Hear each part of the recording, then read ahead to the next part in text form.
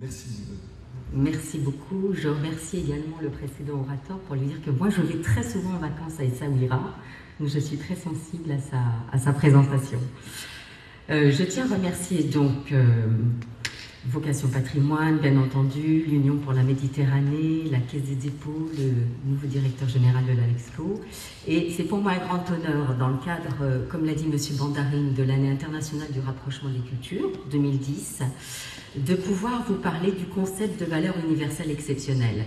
Donc je ne veux pas baser mon intervention spécifiquement sur le bassin méditerranéen, mais vous avez compris, le concept même de valeur universelle exceptionnelle est quelque part né dans le bassin méditerranéen avec à l'origine cette liste des 7 merveilles du monde, qui est un concept éminemment méditerranéen, et même plus avant, nous pouvons dire que le concept de valeur universelle exceptionnelle, qui est au cœur même de la Convention du patrimoine mondial, est un concept platonicien, car elle a quand même valorisé a priori l'idée du beau, l'idéal du beau et de l'exceptionnel. Est-ce que je peux avoir les diapos, s'il vous plaît, de manière à vous présenter quelques sites du patrimoine mondial. Donc là, vous avez le Grand Canyon.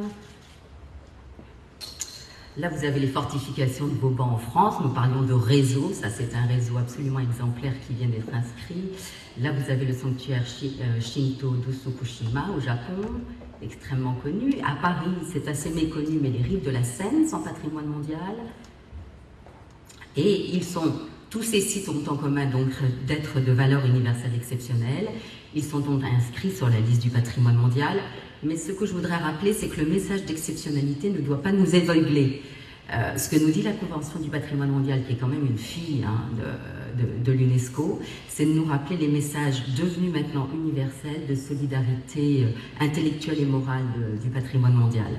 C'est pour ça que leur protection est une responsabilité partagée par l'humanité entière et qu'enfin, leur conservation doit être assurée pour les générations futures. Et là, nous sommes vraiment dans un concept de développement durable et de responsabilité intergénérationnelle. L'autre message que je n'ai pas marqué, mais qui est très important, c'est la valeur d'exemplarité des sites du patrimoine mondial.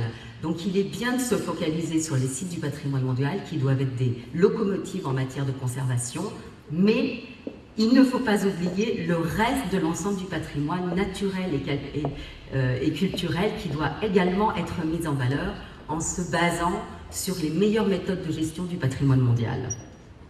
Donc ces messages universels nous invitent plutôt à favoriser l'éthique à l'esthétique, je dirais. Donc, si on peut passer un petit peu plus loin, donc la Convention du patrimoine mondial, qui maintenant a 187 États parties signataires, c'est une des conventions les plus signées au monde dans le cadre du système des Nations Unies. La prochaine slide, et qui a la particularité d'associer le patrimoine culturel et naturel, ce qui est vraiment en considérant que la culture est un continuum de la nature.